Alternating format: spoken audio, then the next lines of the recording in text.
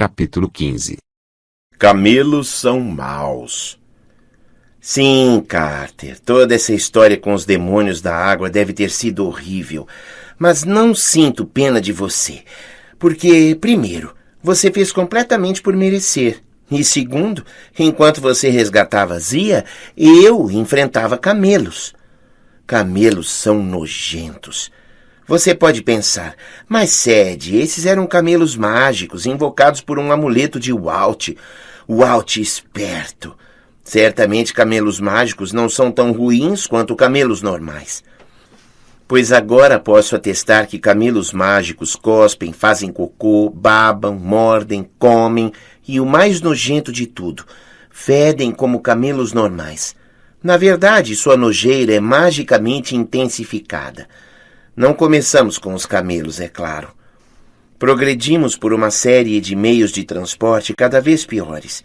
Primeiro pegamos um ônibus para uma cidadezinha a oeste de Alexandria, sem ar-condicionado e cheio de homens que desconheciam os benefícios do uso de desodorante. Depois contratamos um motorista para nos levar à Bahia. Um motorista que primeiro teve a audácia de pôr para tocar um CD com os maiores sucessos do ABBA e de comer cebolas cruas. E depois nos levou para o meio do nada e, surpresa, nos apresentou a seus amigos, os bandidos, que mal podiam esperar para assaltar adolescentes americanos indefesos. Eu adorei mostrar a eles como meu cajado se transforma em um grande leão faminto. Acho que os bandidos e o motorista estão correndo até agora. Porém, o carro havia morrido. Nem toda a nossa magia foi capaz de fazer o motor voltar a funcionar. Naquele momento decidimos que era melhor sairmos de vista. Eu podia suportar os olhares maliciosos das pessoas da região. Podia aguentar ser vista com curiosidade como alguém esquisita, uma garota americana inglesa com mechas roxas no cabelo, viajando sozinha com um garoto que não parecia ser seu irmão. Na verdade, isso praticamente descrevia minha vida. Mas depois do incidente com os bandidos na estrada, Walt e eu percebemos quanto as pessoas estavam nos observando, vendo-nos como alvos. Eu não queria chamar a atenção de mais bandidos, nem da polícia egípcia, nem, pior ainda, de magos disfarçados que poderiam estar à espreita. Então invocamos os camelos mágicos, encantamos um punhado de areia para nos indicar o caminho para a Bahia e começamos a travessia do deserto. Como estava o deserto, Sede? É o que você deve estar se perguntando. Obrigada pelo interesse. Estava quente. E outra coisa, por que diabos os desertos precisam ser tão imensos? Por que não podem ter apenas algumas centenas de metros de largura, só o suficiente para dar a ideia de areia, secura e desgraça, e depois ceder lugar a alguma paisagem mais apropriada, como um prado cortado por um rio ou uma rua cheia de lojas? Não tivemos essa sorte. O deserto era infinito. Eu era capaz de imaginar Sete, o deus da desolação, rindo de nós enquanto nos arrastávamos por dunas intermináveis. Se aquela era a sua casa, não gostei nem um pouco da decoração. Dei a meu camelo o nome Katrina. Ela era um desastre natural. Babava o tempo todo e parecia acreditar que minhas mechas roxas eram algum tipo de fruta exótica. Estava obcecada pela ideia de comer minha cabeça. Ao camelo de Walt dei o nome Hindenburg. Ele era quase tão grande quanto um Zeppelin e definitivamente também estava cheio de gás. Enquanto cavalgávamos lado a lado, Walt parecia perdido em pensamentos, olhando para o horizonte. Ele atendera meu chamado em Alexandria sem hesitar. Como eu havia suspeitado, nossos amuletos Shen estavam ligados. Com um pouco de concentração, eu havia conseguido mandar para ele uma imagem mental de nossa situação. Com um pouco mais de esforço, eu pudera literalmente puxá-lo para perto de mim através do Duat, um item mágico bastante útil, garoto lindo instantâneo. Mas desde que havia chegado, ele ficara cada vez mais quieto e incomodado. Estava vestido como um adolescente americano comum em um passeio ao ar livre. Camiseta preta que ficava muito bem nele, calças de tecido leve e botas. Mas se você o olhasse mais atentamente, perceberia que viera equipado com todos os objetos mágicos que já havia criado. No pescoço ele tinha um verdadeiro zoológico de amuletos de animais. 3 anéis cintilavam em cada mão. Na cintura havia um cinto de corda que eu nunca vira, então presumi que tinha poderes mágicos. O Walt carregava também uma mochila, certamente cheia de mais apetrechos úteis. Apesar desse arsenal particular, ele parecia terrivelmente nervoso. Que clima agradável, comentei. O Walt me olhou intrigado, saindo de seu estado catatônico. Desculpe, eu estava pensando. Sabe, às vezes conversar ajuda. Por exemplo, não sei, se eu tivesse um problema muito sério, algum assunto perigoso, e que eu só tivesse confidenciado a Jazz, e se Bess soubesse o que estava acontecendo, mas não revelasse, e se eu tivesse aceitado participar de uma aventura com uma grande amiga e tivesse horas para conversar enquanto atravessávamos o deserto, eu poderia me sentir tentada a dizer o que estava errado. Hipoteticamente, ele disse. Sim, e se essa garota fosse a última pessoa do mundo a saber o que havia de errado comigo e realmente se importasse, bem, imagino que ela ficaria muito frustrada por não ser informada. E ela poderia hipoteticamente estrangular você, digo, a mim, hipoteticamente. Walt abriu um sorriso fraco. Embora eu não possa dizer que os olhos dele me faziam derreter tanto quanto os de Anubis, ele tinha um rosto lindo. Não era nada parecido com meu pai, mas tinha o mesmo tipo de força e beleza rústica, uma espécie de gravidade sutil que me fazia sentir segura, com os pés um pouco mais firmes no chão. Para mim é difícil falar sobre isso, ele disse. Não tive a intenção de esconder nada de você. Felizmente, não é tarde demais. Nossos camelos seguiam em frente. Katrina tentava beijar ou talvez cuspir em Hindenburg, que respondia soltando gases. Achei aquilo um exemplo deprimente do relacionamento entre meninos e meninas. Tem a ver com o sangue dos faraós, finalmente Walt falou. Vocês, os Kane, reúnem duas linhagens reais poderosas, as de Narmer e de Ramsés o Grande, certo?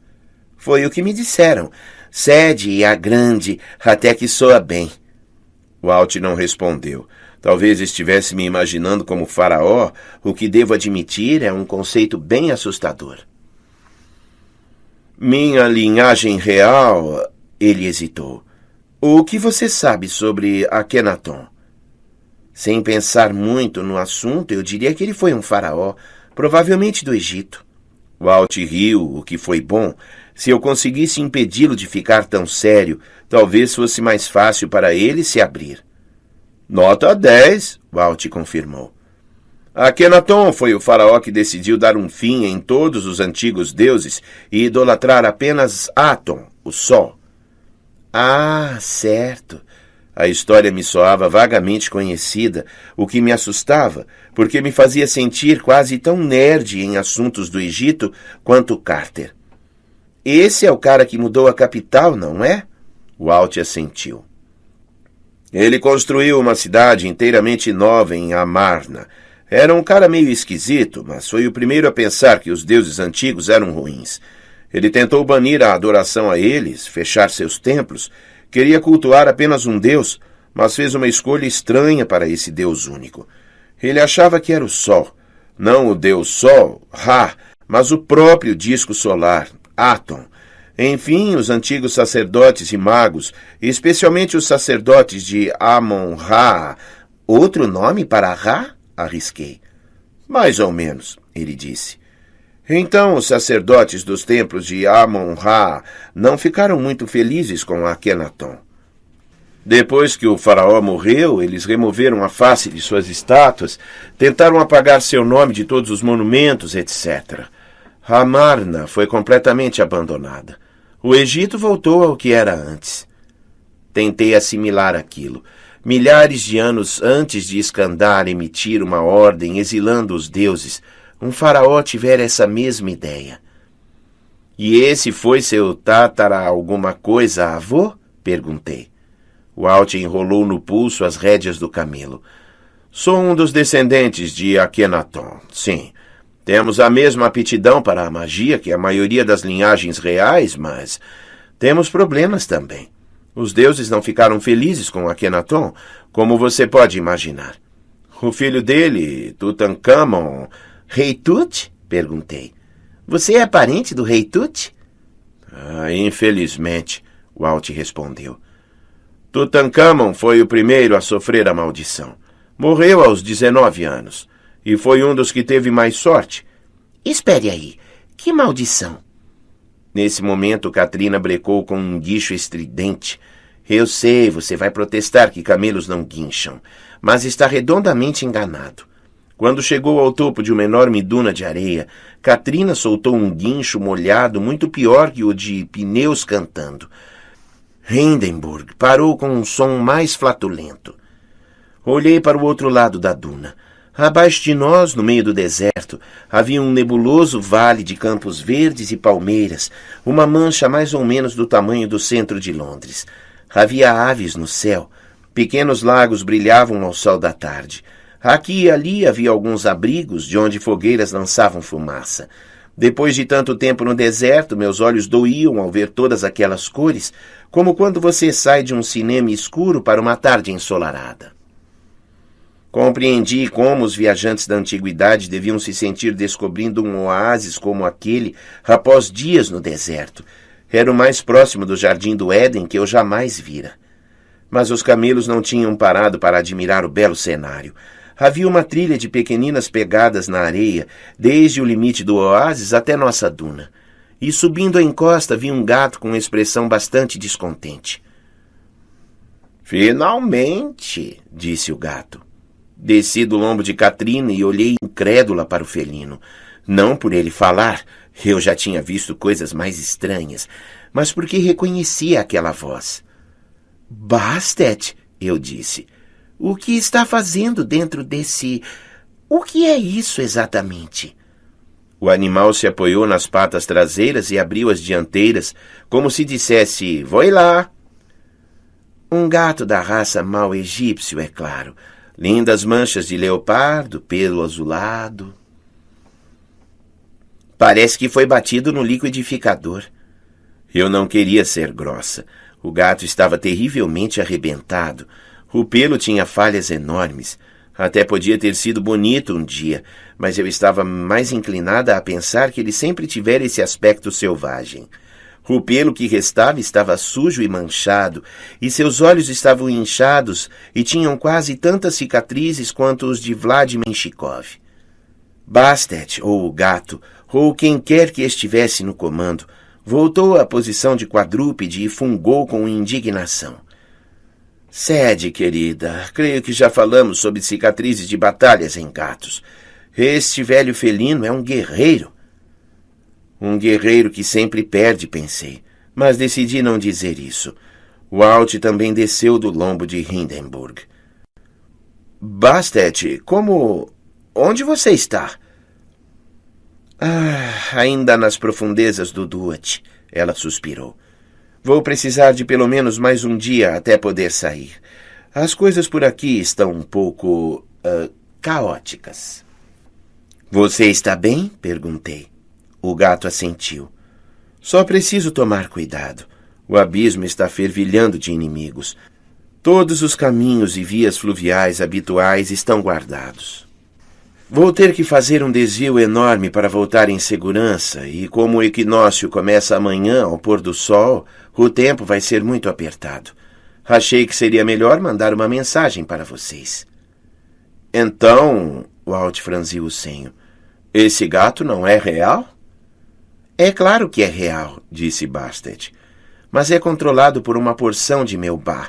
Consigo falar facilmente através de gatos, ao menos por alguns minutos de cada vez, mas esta é a primeira vez que vocês se aproximam de um. Vocês sabiam disso? Inacreditável. Precisam conhecer mais gatos. A propósito, este mau egípcio vai precisar de uma recompensa quando eu partir. Um bom peixe, talvez, ou leite... Bastet, eu a interrompi. Você disse que tinha uma mensagem? Certo. Apophis está acordando. Nós sabíamos disso. Mas é pior que imaginávamos, ela disse. Ele tem uma legião de demônios trabalhando em sua jaula e está calculando para que a fuga coincida com o momento em que vocês despertarem Ra. Na verdade, ele está contando com a libertação de Ra. Faz parte do plano dele. Minha cabeça parecia estar virando geleia, embora talvez fosse porque Katrina estivesse mascando meu cabelo. Apophis quer a libertação do arqui-inimigo? Isso não faz sentido. Não posso explicar, disse Bastet. Mas à medida que eu me aproximava da prisão de Apophis, pude vislumbrar os pensamentos dele. Suponho que todos esses séculos de luta tenham criado uma espécie de vínculo entre nós. De qualquer maneira, o equinócio começa amanhã ao pôr do sol, como já disse. No amanhecer seguinte, no dia 21 de março, Apophis planeja voltar do Duat. Ele pretende engolir o sol e destruir o mundo. E acredita que seu plano de despertar Ra vai ajudá-lo nisso. O Alt franziu o senho. Se Apophis quer nosso sucesso, por que está se esforçando tanto para nos atrapalhar? Ele está? Perguntei. De repente, uma dúzia de pequenas coisas que haviam me incomodado nos últimos dias se encaixaram. Por que Apophis só havia assustado Carter no museu do Brooklyn quando as flechas de Sekhmet podiam tê-lo matado? Como havíamos escapado de São Petersburgo com tanta facilidade? Por que Sete havia fornecido a localização do terceiro papiro? Apophis quer o caos, falei. Ele quer dividir seus inimigos. Se Ra voltar, isso pode provocar uma guerra civil. Os magos já estão divididos. Os deuses lutariam entre si. Não haveria um governante reconhecido. E se Ra não renascer em uma forma nova e forte? E se ele estiver velho e frágil, como em minha visão? Então, não devemos despertar Ra? O Alt perguntou. Essa também não é a resposta, eu disse. Bastet inclinou a cabeça. Estou confusa. Minha mente trabalhava em alta velocidade. Katrina, o camelo, ainda mastigava meu cabelo, transformando-o numa massa grudenta, mas nem percebi. Temos que seguir o plano. Precisamos de Ra. O Maat e o caos têm de estar em equilíbrio, certo? Se Apophis retornar, Ra também precisa voltar. O Alt girava os anéis nos dedos. Mas se Apophis quer que Ra seja despertado, se ele acha que isso ajudará a destruir o mundo, temos de acreditar que Apophis está errado. Lembrei-me de uma frase que o Rein de Jaz havia me falado. Escolhemos acreditar no Maat. Apophis não pode imaginar que alguém seria capaz de unir deuses e magos. Ele acha que o retorno de Ra vai nos enfraquecer ainda mais. Precisamos provar que ele está enganado. Temos que criar ordem a partir do caos. Isso é o que o Egito sempre fez. É um risco enorme, mas se não fizermos nada por medo de fracassarmos, estaremos nos colocando nas mãos de Apophis. É difícil fazer um discurso motivador com um camelo lambendo sua cabeça, mas o Alt assentiu. O gato não pareceu tão entusiasmado. Pensando bem, no entanto, gatos raramente demonstram entusiasmo. Não subestime Apophis, disse Bastet. Você não lutou contra ele. Eu lutei. E é por isso que precisamos que você volte depressa. Contei a ela sobre a conversa entre Vlad Menshikov e Sete e sua intenção de destruir a casa do Brooklyn. Bastet, nossos amigos estão correndo grave perigo. É possível que Menshikov seja ainda mais insano que Amos imagina. Assim que puder, vá para o Brooklyn. Tenho a sensação de que nossa batalha final vai acontecer lá. Vamos pegar o terceiro papiro e procurar Ra. Não gosto de batalhas finais, disse o gato. Mas você está certa. Parece muito ruim. A propósito, onde estão Bez e Carter? Ela olhou desconfiada para os camelos. Vocês não os transformaram nesses aí, né? A ideia é tentadora, eu disse, mas não. Resumi o que Carter tinha resolvido fazer. Bastet chiou em desagrado. Um desvio insensato. Vou ter uma conversa com aquele anão por ter deixado você andar sozinha por aí. Eu sou o quê? Invisível, é? O Alt protestou. Desculpe, querido. Não quis dizer... Os olhos do gato se agitaram. Ele tossiu como se fosse cuspir uma bola de pelos. Minha conexão está falhando. Boa sorte, Sede. A melhor entrada para as tumbas fica em uma pequena fazenda de tâmaras ao sudeste. Procure uma caixa d'água preta e fique atento aos romanos. Eles são bastante... O gato eriçou a cauda. Depois piscou e olhou confuso à sua volta. Que romanos? Perguntei. Eles são bastante o quê? Miau. O gato me encarava como se dissesse: quem é você e onde está a comida? Afastei o focinho do camelo de meu cabelo gosmento. Vamos, Walt, resmunguei. Vamos procurar umas múmias. Demos ao gato uns pedaços de carne seca e um pouco de água de nosso suprimento. Não era tão bom quanto peixe e leite, mas o gato pareceu bastante satisfeito. Como ele podia ver o oásis e obviamente sabia se orientar por ali melhor que nós, deixamos o felino terminar sua refeição. Walt transformou os camelos de volta em amuletos, para minha alegria, e seguimos a pé para a Baharia. Não foi difícil encontrar a fazenda de tâmaras. A caixa d'água preta ficava no limite da propriedade e era a estrutura mais alta que havia por perto. Caminhamos na direção dela, percorrendo hectares de palmeiras que faziam uma boa sombra contra o sol. Vimos ao longe uma casa de adobe, mas não parecia haver ninguém por ali. Os egípcios provavelmente sabiam que não era bom ficar fora da casa no calor da tarde. Quando chegamos à caixa d'água, não vi nada que fosse claramente a entrada de uma tumba. A caixa d'água parecia ser muito velha. 4 postes enferrujados de aço sustentando um tanque redondo do tamanho de uma garagem a uma altura de uns 15 metros. O tanque tinha um pequeno vazamento. De quando em quando, a água caía do céu e batia na areia dura do chão. Não havia muito mais à volta, exceto outras palmeiras, algumas ferramentas agrícolas sujas e uma placa desgastada de compensado caída no chão. A placa tinha inscrições em árabe e em inglês pintadas com spray, provavelmente um esforço do fazendeiro para vender seus produtos no mercado. A parte em inglês dizia: tâmaras, melhor preço. Bebe-se gelada. Bebe-se? Perguntei. Pepsi, disse Walt. Li sobre isso na internet. Não existe o som do P em árabe. Todos aqui chamam o refrigerante de Bepsi. Quer dizer que todo mundo aqui toma Bepsi quando come Bisa? Provavelmente. Bufei.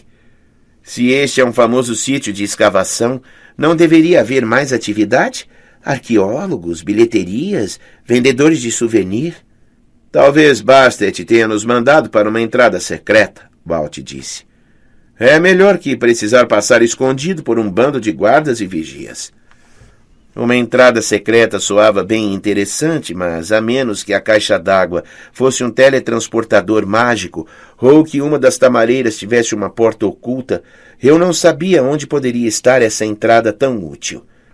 Chutei a placa da Bepsi. Não havia nada embaixo dela, além de mais areia, que ia se transformando lentamente em lama com o pinga-pinga da caixa d'água. Então olhei com mais atenção para a mancha de umidade no chão. Espere aí. Ajoelhei-me. A água estava se acumulando em um pequeno canal, como se a areia escorresse por uma fenda subterrânea. A fresta tinha cerca de 1 metro de comprimento e não era mais larga que um lápis, mas era reta demais para ser natural. Comecei a escavar a areia. 6 centímetros abaixo da superfície e minhas unhas arranharam pedra. Ajude-me a limpar aqui, pedi a Walt. 1 minuto depois, havíamos exposto uma pedra plana de calçamento de aproximadamente 1 metro quadrado. Tentei enfiar os dedos sob as extremidades molhadas, mas a pedra era muito espessa e pesada para ser levantada. Podemos usar algum objeto como alavanca? Walt sugeriu. Para erguê-la. Ou, eu disse, afaste-se. Walt parecia pronto para protestar, mas quando peguei meu cajado, ele teve a sensatez de sair da frente. Com minha nova compreensão sobre magia divina, minha conexão com Isis foi mais uma sensação que um pensamento do que eu precisava. Lembrei-me de uma ocasião em que ela encontrara o caixão do marido no tronco de um cipreste, e, tomada pela fúria e pelo desespero, explodira a árvore. Canalizei aquelas emoções e apontei para a pedra. Di! Boa notícia. O encantamento funcionou ainda melhor que em São Petersburgo. O hieróglifo brilhou na extremidade de meu cajado e a pedra explodiu em pedacinhos, revelando um buraco negro abaixo. Má notícia. Eu não destruí só a pedra. Em torno do buraco, o solo começou a desmoronar. Walt e eu recuamos à medida que mais pedras iam caindo no buraco e percebi que havia acabado de desestabilizar todo o teto de uma sala subterrânea. O buraco foi se alargando até chegar às estacas que sustentavam a caixa d'água, que começou a ranger e balançar. "Corra!" Walt gritou. Não paramos até nos escondermos atrás de uma palmeira a 30 metros de distância. A caixa d'água agora vazava por uma centena de rachaduras diferentes, balançava de um lado para o outro como um bêbado e acabou caindo em nossa direção e se espatifando no chão, ensopando-nos da cabeça aos pés e provocando uma inundação entre as fileiras de palmeiras. O barulho foi tão ensurdecedor que deve ter sido ouvido em todo o oásis. "Ops!" eu disse. Walt olhou para mim como se eu fosse maluca. Acho que eu devia ser mesmo. Mas é tão tentador explodir as coisas, não é? Corremos para a cratera memorial Sadie Kane. Ela agora tinha o tamanho de uma piscina. 5 metros abaixo, sob um amontoado de areia e pedras, havia fileiras de múmias, todas envoltas em tecido velho e dispostas sobre lousas de pedra. Infelizmente, agora elas tinham sido esmagadas, mas eu podia ver que estavam pintadas em tons radiantes de vermelho, azul e dourado. "Múmias de ouro!" Walt parecia horrorizado. "Parte do sistema de tumbas que ainda não havia sido escavado. Você acabou de arruinar." Eu disse ops. "Agora me ajude a descer lá, antes que o dono dessa caixa d'água apareça com uma espingarda."